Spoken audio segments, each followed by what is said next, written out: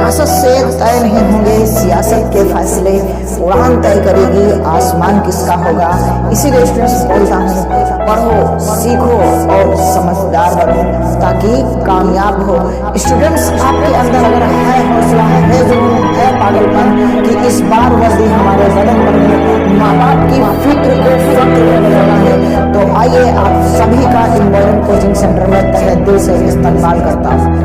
Hello students, कैसे हैं आप सभी। आज मैं लेकर के आ चुका हूँ 18 अप्रैल शिफ्ट 1 का अग्निवीर का प्रीवियस ईयर पेपर, जिसमें आपके 15 क्वेश्चन मैथ के आते हैं और 2 नंबर का एक क्वेश्चन होता है, यानी कि 30 में 30 नंबर अगर आपको लेने हैं तो डेली रात 8 बजे इम्पोर्टेंट कोचिंग सेंटर पे जरूर जुड़ें।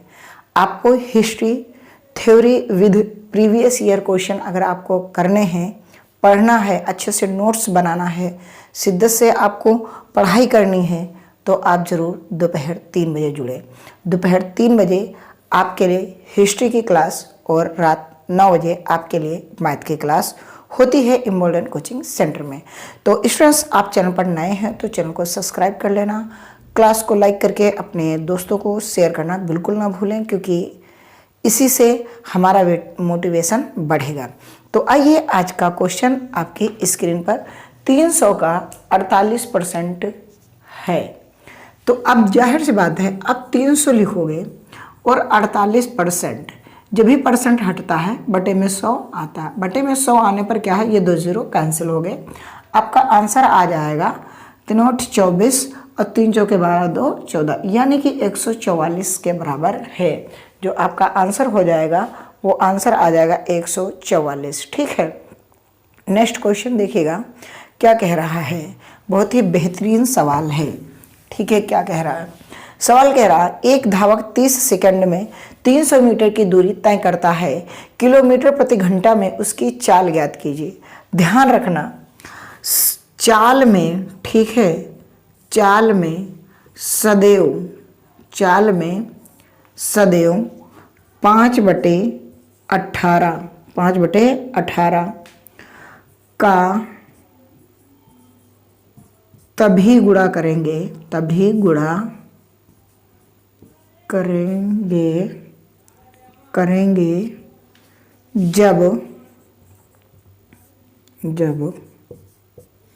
जब क्या हो, जब किलोमीटर प्रति घंटा से मीटर प्रति सेकंड में बदलना हो। ठीक है, अगर आपको चाल किलोमीटर प्रति घंटा में दी है और आपको मीटर प्रति सेकंड में आपको बदलना है, तो आप 5/18 से गुणा करेंगे। ये हमेशा, ये जो नंबर होता है ये हमेशा चाल में ही गुणा होगा, ना कि समय में, ना तो डिस्टेंस में, यानी कि दूरी में। राइट, अगर आपकी चाल ठीक है मीटर प्रति सेकंड में है और आप कन्वर्ट करना चाहते हैं किलोमीटर प्रति घंटा में, तो आप 18/5 से गुणा करेंगे चाल में। ये चाल में ही गुणा करेंगे, ये ध्यान रखना। किसमें गुणा करेंगे, चाल ही में गुणा करेंगे। अगर आपका मीटर प्रति सेकंड में चाल है और किलोमीटर प्रति घंटा में आपको जाना है, तो 18/5 से आप गुणा करेंगे। अगर चाल आपकी किलोमीटर प्रति घंटा में है, मीटर प्रति सेकंड में बदलना हो, तो 5/18 से आप गुणा करेंगे। तो अब आइए आपके सवाल पे चलते हैं। हमारा सवाल कुछ इस प्रकार से बोल रहा है कि आपको समय दे रखा है और दूरी दे रखी है, आपसे स्पीड पूछ रहा। तो स्पीड बराबर क्या होता है, डिस्टेंस अपॉन टाइम। तो डिस्टेंस हमारे पास 300 मीटर में ही है और सेकंड में हमें समय दे रखा है। ठीक है, तो ये 0 से ये 0 कैंसिल हो गया और ये 10 बार कट गया, तो ये 10 मीटर प्रति सेकंड चाल आ गई। किसमें आ गई, मीटर प्रति सेकंड में। लेकिन जो ऑप्शन हमें दिख रहे हैं वो किलोमीटर प्रति घंटा में है। तो अब मीटर प्रति सेकंड से किलोमीटर प्रति घंटा में बदलने के लिए आप 18/5 से गुणा कर देंगे। अब इसको जब आप कैंसिल करोगे 2 बार, तो 18 दूनी 36 किलोमीटर प्रति आवर आपका आंसर आ जाएगा। यानी कि उस धावक की चाल 36 किलोमीटर प्रति घंटा है। बोलो, बेहतरीन सवाल था ना। हाँ, बहुत ही बेहतरीन सवाल है। आइए देखिएगा अगला सवाल एवरेज से। स्टूडेंट्स, आप बेहतर सीख रहे हैं, आप बेहतर की तलाश में बेहतरीन को ना जाने दें। आप डेली रात 9 बजे इम्बोल्डन कोचिंग सेंटर पे जुड़ें। आइए अगला क्वेश्चन कह रहा है, एक परिवार में 5 सदस्यों की औसत आयु 46 है। परिवार के एक सदस्य का विवाह हो जाता है, जिसके कारण औसत आयु में 3 की कमी हो जाती है। परिवार में नए सदस्य की आयु क्या है? देखो, पहले कितने सदस्य हैं? 5 सदस्य हैं। तो 5 सदस्य की औसत आयु 46 साल है। ठीक है, 46 है। तो ये बताओ, तो इनका सम कितना होगा? योग टोटल आयु कितनी हो जाएगी? तो 5 छक्का 30, 5 चौके 20 और 3 23, यानी कि टोटल 330 हो जाएगी। लेकिन क्या हुआ, एक का विवाह हो जाता है, विवाह हो जाएगा, लोग हो जाएंगे 6। एवरेज अगर 3 घट रहा है तो एवरेज बचेगा 23। बात समझो, क्या कह रहा है कि एवरेज 3 घट रहा है। रुको, सॉरी 46 और 43, एवरेज कितना और रह जाएगा? 43। 46 से आप 3 घटाओगे, आपका एवरेज बचेगा 46 से 3 घटा दोगे 43। लेकिन अब जब विवाह हो जाएगा तो क्या होगा कि 6 लोग नहीं हो जाएंगे। ठीक, विवाह हो जाता है, जिसके कारण औसत आयु 3 की कमी हो जाती है। एक परिवार के नए आयु ज्ञात कीजिए। ठीक, तो अब मैं ये मानता हूँ, यहाँ ये तो नहीं कहा गया है कि पुरुष की हुई या महिला की हुई, कमी आ रही है। क्या आ रही है? कमी आ रही है। तो अब ये बताओ, अब हम तो यही कहेंगे कि एक लोग आया ही होगा। क्यों? क्योंकि स्त्री का थोड़ी ना कह रहा है कि विवाह होगा जो चली गई हो। चलो ठीक, तो अब देखो, गुणा करो।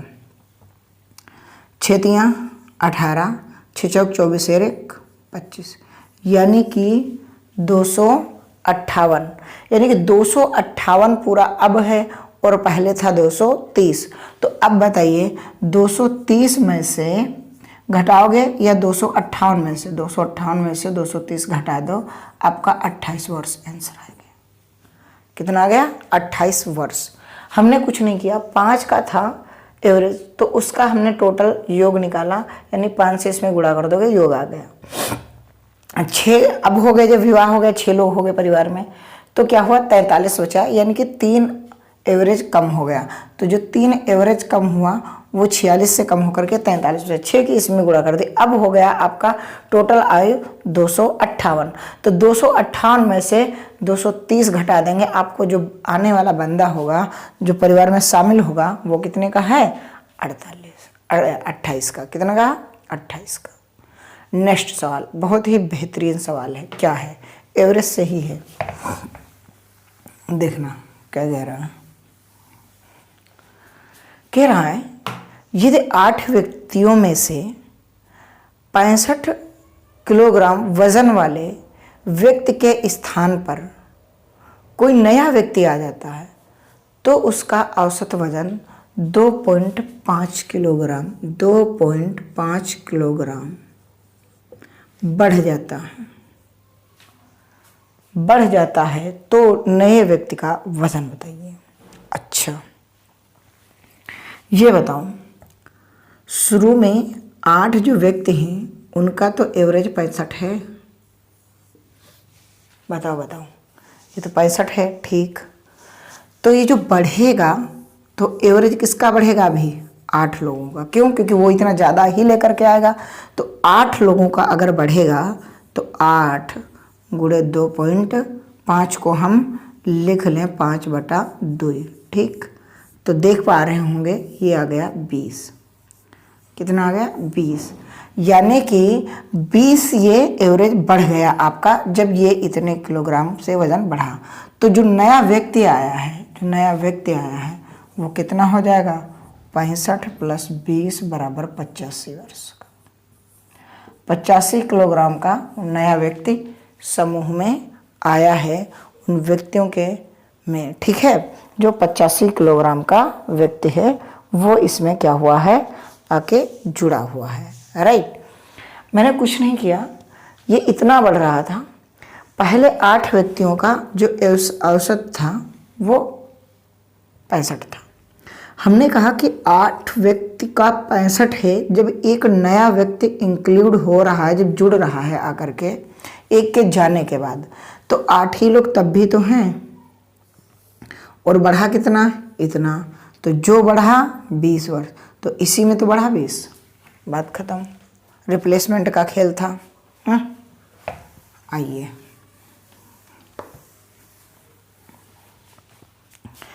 क्या कह रहा है, 12,000 रुपये की राशि पर 15% वार्षिक दर से 3 वर्ष का साधारण ब्याज कितना होगा। तो साधारण ब्याज कुछ नहीं होता है, मैंने बताया साधारण ब्याज हमेशा क्या होता है, रेट इनटू टाइम। आप ध्यान दे लो, रेट कितनी है और टाइम कितनी है, प्रिंसिपल पर ही सब कुछ निकलता है। तो आप बताओ 15% रेट है, बात समझना, समय आपका 3 वर्ष है, तो 15 तिया 45, तो डायरेक्ट ना कह दूं कि 12,000 रुपये का 45%, 65 हटेगा, 2 जीरो ले डालेगा, क्यों बटे में 100 आ जाएगा। ठीक है, अब देखो 12 पंचे 60, 12 चौके 48, 48 और 6 5400 आपका सिंपल इंटरेस्ट आ जाएगा। कितना आ जाएगा, 5400 रुपये आपका क्या आ जाएगा, सिंपल इंटरेस्ट आ जाएगा, साधारण ब्याज। ठीक, नहीं ऐसे समझ में आया तो ऐसे देख लो, आप सूत्र लगाते हो P गुणे R गुणे T अपॉन में 100। ठीक है, आपके 12,000 रुपये मूलधन है, रेट आपकी 15%, समय आपका 3 साल और बटे में 100, 2 जीरो कैंसिल। ठीक, 15 तिया 45 और गुणे 120, 12 पंचे 60, 12 चौके 48 और 6 54 और एक ये वाला जीरो, 5400 रुपये आपका राइट आंसर। आप बेहतर की तलाश में बेहतरीन को न जाने दें। ठीक है, ये बहुत ही अच्छे सवाल हैं, आप 30 में 30 नंबर ला सकते हैं। बहुत ही इजी पेपर आता है अग्निवीर का, लेकिन अग्निवीर वाले बड़ा परेशान स्टूडेंट्स रहते हैं, सर हमारी मैथ कमज़ोर, हमारी मैथ कमज़ोर। कमज़ोर नहीं, थोड़ा सा अगर मेहनत करेंगे तो बहुत ही अच्छा होगा। आरपीएफ वाले तैयार हैं, 22-23 का इनका एग्ज़ाम हो जाएगा, फिर 23 की शाम से आपका आरपीएफ का आपका प्रैक्टिस सेट चलेगा, प्रीवियस ईयर क्वेश्चन। ठीक है, प्रीवियस ईयर क्वेश्चन चलेंगे आपके 23 अप्रैल से। ठीक है, तो बिल्कुल जुड़ना ना भूलें, इम्बोल्डन कोचिंग सेंटर पे आपके लिए बेस्ट है। कह रहा है 60:140। अब ये इस प्रकार से अनुपात है और उसके बाद में आपको पॉइंट में आपसे आंसर पूछ रहा है, तो कुछ नहीं है, आप 60 ऊपर लिख दो और 140 नीचे लिख दो। ठीक है,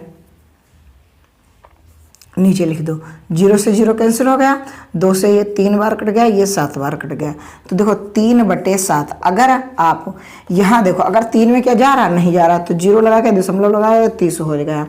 अब 7 चौके 28, 2 बचेगा, हो जाएगा कितना, 7 चौके 28, 2 बचेगा 20 और 7 दूनी 14, यानी कि 0.42 आपका राइट आंसर आ जाएगा। 0.42 आपका आंसर आ जाएगा। चलो 7वें सवाल की ओर बढ़ रहे हैं। आप स्टूडेंट्स बेहतर सीख रहे हैं इम्बोल्डन कोचिंग सेंटर में, नए हों तो चैनल को जरूर सब्सक्राइब कर लेना। 30 में 30 नंबर आपको मिल ही जाएंगे। और आपको अगर जीके पढ़नी है तो जरूर आइए इम्बोल्डन कोचिंग सेंटर पे दोपहर 3 बजे। बेसिक टू एडवांस लेवल आपकी हिस्ट्री चल रही है बेहतरीन तरीके से, theory with previous year question के साथ। उस वृत्त का क्षेत्रफल ज्ञात कीजिए जिसका व्यास 14 सेंटीमीटर है। अच्छा, वृत्त ऐसे बनता है, ये वृत्त का केंद्र है, ये यहाँ से यहाँ तक के जो दूरी होती है इसको हम त्रिज्या बोलते हैं। क्या बोलते हैं? त्रिज्या। लेकिन अगर ये केंद्र से होकर के इधर मिल जाए तो इसको फिर बोलते हैं व्यास, यानी कि डायोमीटर। अब व्यास क्या होता है? वो त्रिज्या का 2 गुना होता है, यानी कि हम ये कह सकते हैं कि डायोमीटर बराबर 2r, ये ऐसे भी हम बोल सकते हैं। ठीक है सर, ये क्या होता है? इसको आप परिधि बोलते हैं। क्या बोलते हैं? परिधि। क्या बोलते हैं? परिधि। अब बात करते हैं, आपको डायरेक्ट लिखते हैं, इधर लिख लो त्रिज्या। क्या लिख लो? त्रिज्या।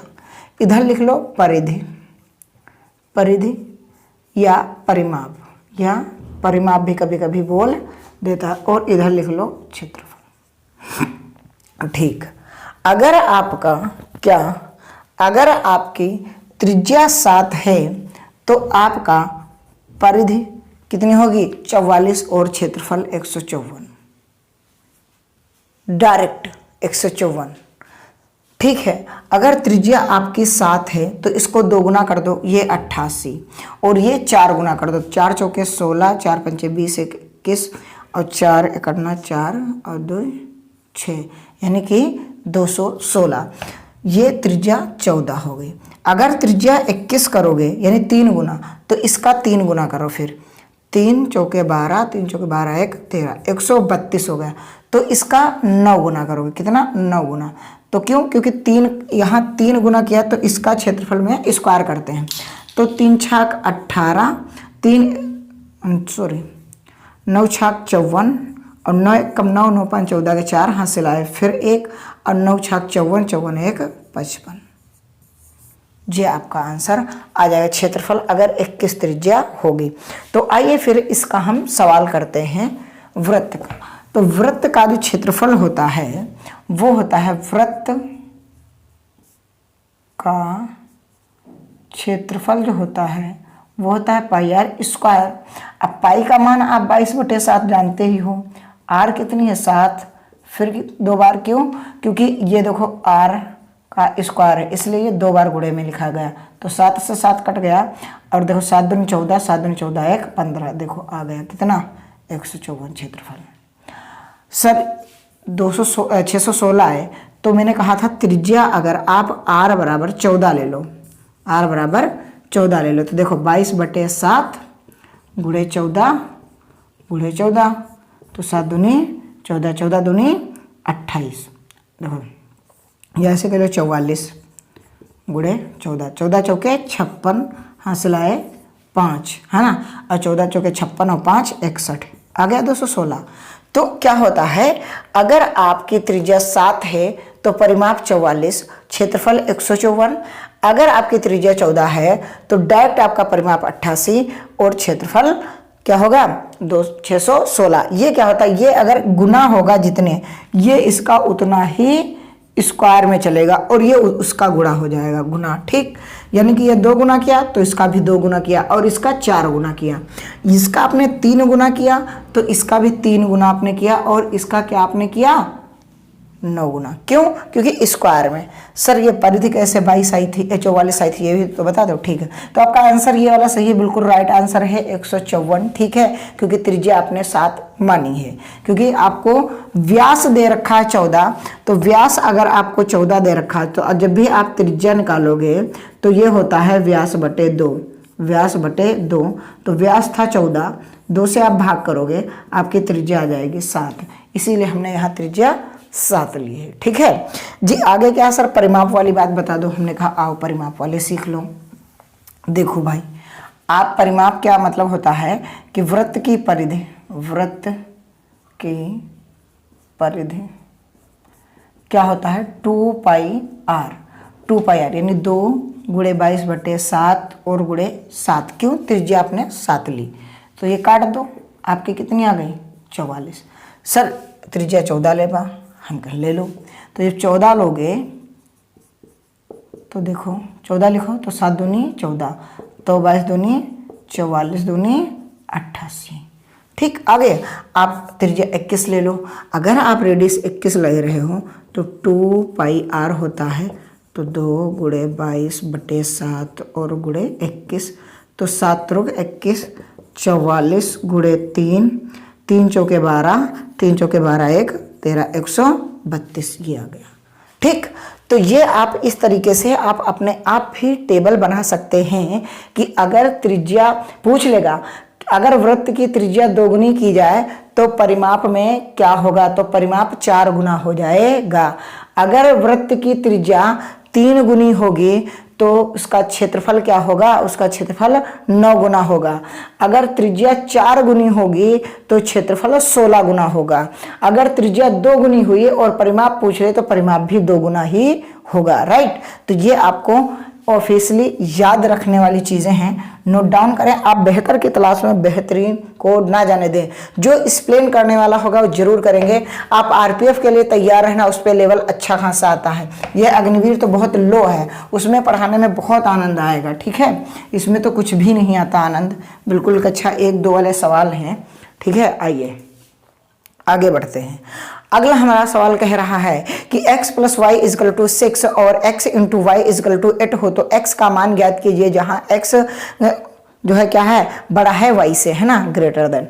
तो देखो क्या है कि x + y = 6, x × y = 8। कोई बात नहीं, यहाँ ये कह रहा है तो जाहिर सी बात हम x को बड़ा मान लें। तो देखो ये कैसे तोड़ा जाए कि जोड़ने पर तो 6, गुणा करने पर 8। मैंने कहा बहुत सही है यार, जोड़ दो, 4 2 6 भी हो रहा है, गुणा करने पर 8 भी हो रहा है। बड़ी संख्या x है तो कितना होगा x का मान, 4, राइट आंसर, ठीक है। कितना है, 4। आगे का सवाल देखिए, बहुत ही बेहतरीन सवाल है। क्या कह रहा है कि यदि 273/x = 3 है तो x का मान ज्ञात कीजिए, ठीक है। तो x का मान ज्ञात कर लो। अब देखो ये इधर गुणे में जाए, क्या फायदा है, ये इसके बराबर में है 3। हमारी बात सुनो, ये x के बराबर में है तो 3 × 1 = 3, इसी काट लो, 3 9 27, 3 × 1 = 3 और x से कम x यानी कि 91 आपका राइट आंसर। क्यों पड़े हो चक्कर में, हैं? डायरेक्ट ये बराबर में था, 3 से इसको कैंसिल किया, 3 9 27, 3 × 1 = 3, ये x से कम x हो गया और 91 आपका राइट आंसर आ चुका है, हैं? परेशान होने वाली कोई बात ही नहीं, बीजगणित तो हमारी फेवरेट है, हाँ। बताओ तो सही तुम सवाल क्या करोगे, हैं? पढ़ो तो सही, जवाब हम देंगे। आइए क्या कह रहा है सवाल कि 45 - 15 + 12 बटे माँ 3 × 2 + 1 और यहाँ साइन ऑफ इंट्रोगेशन, ठीक है। तो देख लो कितना बचा, 30 और 30 और 12 42। डायरेक्ट देखा, यहाँ देखो 6 और 1 7, काट दो, 6 आंसर। कहाँ बहुत टफ सवाल है बताओ, इतना इजी सवाल है। आपने क्या किया, पहले माइनस किया, 45 में से 15 गए, 30, 30 में आपने 12 जोड़ दिया, 42। नॉर्मली करो ना, 3 दूनी 6 और 1 जोड़ दिया 7, 7 से 42 को आप भाग करोगे, 6 ही राइट आंसर आ जाएगा। आप 10 क्वेश्चन अभी तक कर चुके हैं और अब जो सवाल है वो बहुत ही अच्छा सवाल है।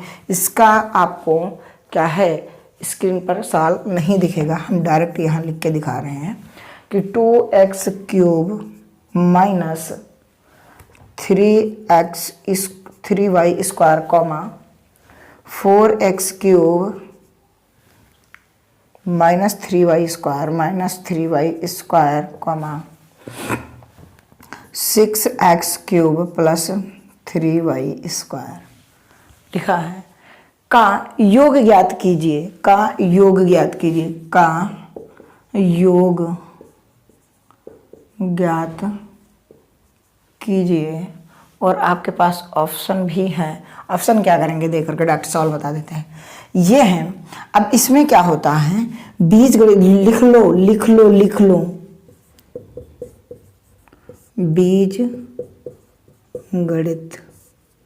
बीजगणित के जोड़ने में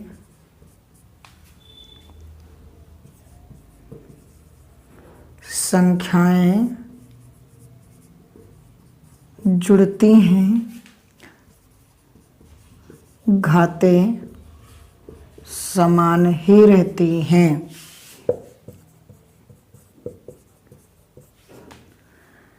यहाँ यदि घातें समान न हों तो वह नहीं जुड़ता। गुणे में क्या होता है, गुणा, बीजगणित के गुणा में घातें जुड़ती हैं और संख्याओं की गुणा होती है। अब देखो, अब ये बताओ, ये x है, ये भी अक्षर x है, ये भी अक्षर x है, ये सेम अक्षर है। साथ ही साथ इसको सजाते हम तब बोलेंगे जब इसकी घात भी समान हो। तो भाई साहब इसकी घात भी समान है, तो जोड़ने को कह रहा है तो हम जोड़ रहे हैं। तो देखो गिनती जोड़ो, 2 6 6 12 12x क्यूब। क्यों? क्योंकि घातें क्या हैं? समान ही रहती है। ठीक, अब देखो ये भी जुड़ेगा क्योंकि ये भी घातें समान है और अक्षर भी एक जैसा है। ठीक है, तो 3 3 6, ये तो माइनस के 6 हो गए, 3 3 6 माइनस के वाई स्क्वायर और प्लस 3y स्क्वायर। तो ये प्लस है, ये माइनस, तो प्लस माइनस माइनस होता है, लेकिन संख्या उसकी आती है जिसका सिंबल हो। ठीक, जिसकी वो संख्या आएगी जिस मतलब जो संख्या बड़ी होगी सिंबल उसका ही आएगा। तो ये संख्या 6 बड़ी है और 6 के आगे का सिंबल है माइनस, तो इसलिए हम यहाँ पास लिखेंगे -3y स्क्वायर। क्यों? क्योंकि 6 में से 3 चले गए। क्यों? क्योंकि 3 प्लस का है और 6 माइनस का, तो प्लस माइनस माइनस हो जाएगा और सजाती पद है इसलिए y तो स्क्वायर ही रहेगा।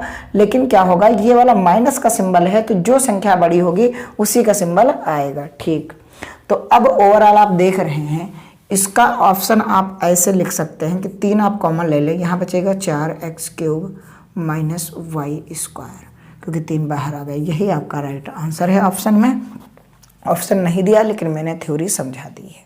उम्मीद करता हूं कि आपको क्लास बेहतर लग रही होगी। जो एक्सप्लेन करने वाले क्वेश्चन हैं वो एक्सप्लेन ज़रूर किए जाएंगे और जो नहीं करने वाले हैं उन्हें छोड़ दिया जाएगा यूं ही ट्रिक बता के। ठीक है, आइए आगे की ओर बढ़ते हैं मेरे दोस्तों। आप क्लास को लाइक करके शेयर जरूर करें, अपने दोस्तों को जरूर जोड़ें इम्बॉर्डेंट कोचिंग सेंटर में। स्टूडेंट कह रहा है 2 संख्याओं का योग 45 है और उनका अनुपात 7:8 है, संख्याएं याद कीजिए। ओहो, सम दिया है आपको 45, सम दिया है आपका 45 और आपको अनुपात दिया है 7:8, तो अनुपात भी जोड़ लो, कितना हो जाएगा 15। तो 15 रेशियो बराबर 45, 15 रेशियो बराबर 45, तो 1 रेशियो बराबर 3। तो संख्याएं क्या आ जाएंगी, 7 त्रिक 21 और 7 चौके 28। क्यों? क्योंकि ये 7 रेशियो था, तो 7 में 3 की गुणा कर दिया 21 आ गया, 8 में 3 की गुणा कर दिया 8 त्रिक 24, 21 24 है ना, 21 24 आपका राइट आंसर आ जाएगा।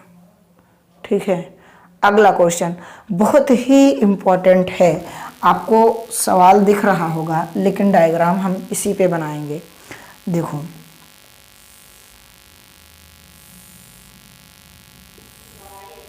ये है सवाल आपका, यहाँ पास लिखा है P, ठीक है, यहाँ पास लिखा है Y और इसके सामने लिखा है 115 डिग्री, ठीक है, और यहाँ पास लिखा है X और आपको जो है ये L है और ये M है। ये आपकी क्या हैं, ये आपकी समांतर रेखाएं बोली, क्या बोली जाती हैं, ये और ये क्या हैं, समांतर रेखाएं। क्या हैं, समांतर रेखाएं हैं। ठीक है, अब आप यहाँ पास रेखा गणित का एक बेहतरीन कॉन्सेप्ट सीखेंगे। क्या सीखेंगे आप देखो, मैं कोण का नाम दे दूं, ये मान लिया कोण 1 है, ये कोण 2 है, ये कोण 3 है, ये कोण 4 है, ये कोण 5 है, ये कोण 6 है, ये कोण 7 है, ये कोण 8 है। 8 कोण हमने बना लिए। अब देखना यहाँ पास हम क्या कहने वाले हैं, हम ये कहने वाले हैं कि कोण 1 बराबर है कोण 3 के। क्यों? क्योंकि ये शीर्षाभिमुख कोण है। कौन से हैं, शीर्षाभिमुख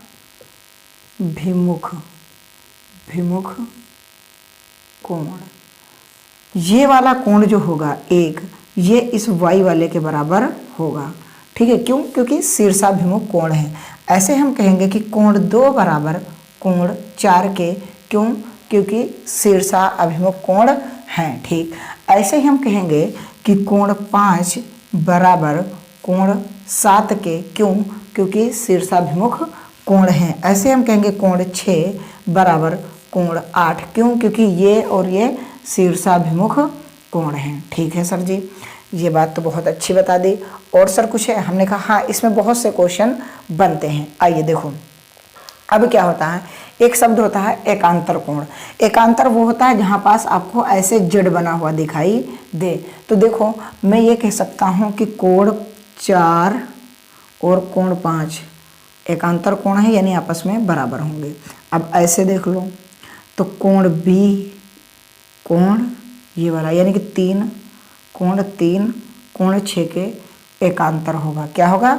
एकांतर होगा। ठीक है, अब देखो, हम कह सकते हैं कि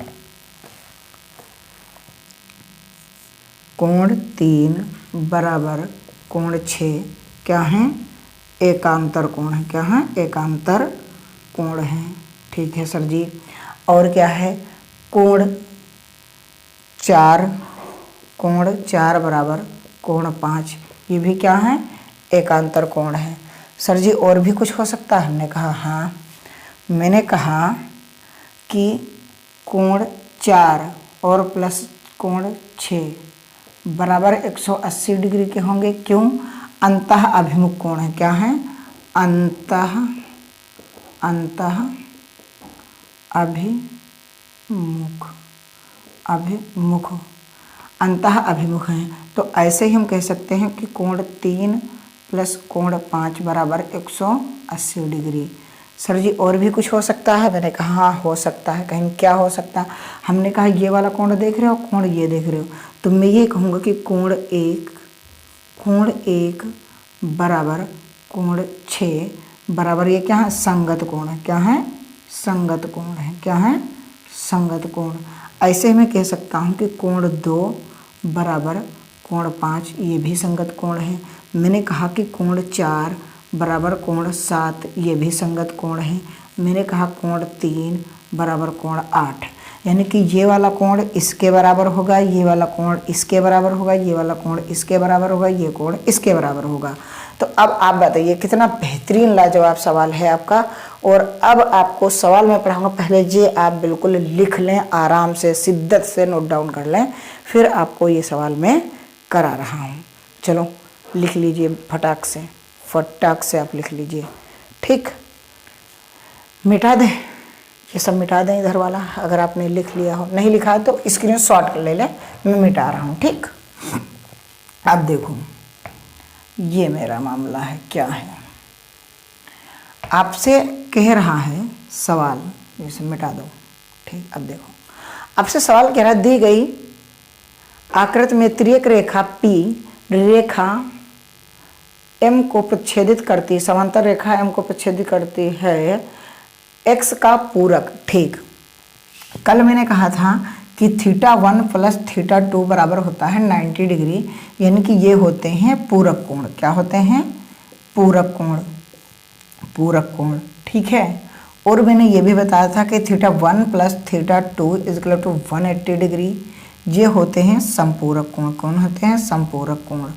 कौन होते हैं? संपूरक कोण। ठीक है, तो अब आपसे कह रहा है कि x का पूरक, तो ये बताओ x का पूरक यानी कि इसका ये है, तो ये ही तो लाइन है, तो ये वाला आपसे क्वेश्चन पूछ रहा है। बोलो बोलो बोलो बोलो बोलो, यही वाला तो पूछ रहा है। आप देखो तो पूरक कोण, ध्यान से देखना। हाँ ठीक, तो देखो अगर ये 115 है तो ये भी 115 होगा। क्यों? क्योंकि शीर्षाभिमुख कोण है। जब ये 115 है और ये अंतः अभिमुख कोण है तो इनका योग 180 होगा।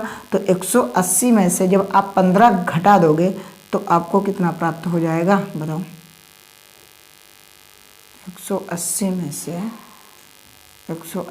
से 115 घटा गए, 10 में से 5 गया 5, इधर बचा 7, 7 में से गया 6, यानी कि 65 बचेगा। कितना बचेगा? 65। ठीक, अब 65 बचेगा तो इसका पूरक कोण, इसका अपोजिट कोण, ये वाला नहीं पूछ रहा, इसका पूरक, तो पूरक कोण क्या होता है, θ1 θ2 होता है 90 डिग्री। तो अगर पूरक कोण आपको निकालना है, पूरक कोण निकालना है तो 90 में से आप 65 को घटा दीजिए, आपका 25 राइट आंसर आ जाएगा। कितना, 25 डिग्री आपका राइट आंसर आ जाएगा। मैंने क्या कहा, ये 115 है तो ये भी 115 और ये 115 है तो इसका योग 180 डिग्री होता है। तो 180 में से 115 को घटा दोगे तो ये बचेगा 65। अगर ये 165 है तो इसका पूरा कोण क्या होगा, 90 से घटा देंगे 25 होगा। इसका जो दूसरा वाला कोण होगा वो 25 डिग्री का होगा। आप बेहतर कॉन्सेप्ट सीख कर गए हैं इस क्वेश्चन से। ऐसे ही बेहतरीन आप सवाल सीखने के लिए इम्बोल्डन कोचिंग सेंटर ज्वाइन कर लें। आइए अगला क्वेश्चन स्टूडेंट्स बेहतर है, आप सीख पाएंगे।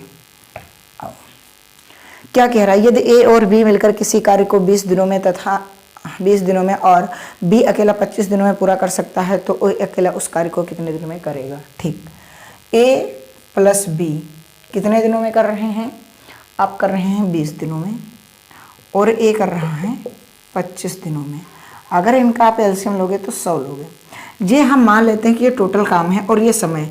जब समय से आप कार्य में भाग करोगे तो आएगी क्षमता, तो 20 पंचे 100, 25 से करोगे तो 4 बार। ठीक है, अगर ए और बी मिल करके 5 की क्षमता से काम कर रहे हैं, ए अकेला 4 की क्षमता से कर रहा है, तो भाई साहब नहीं, बी अकेला है यहाँ पास, बी अकेला।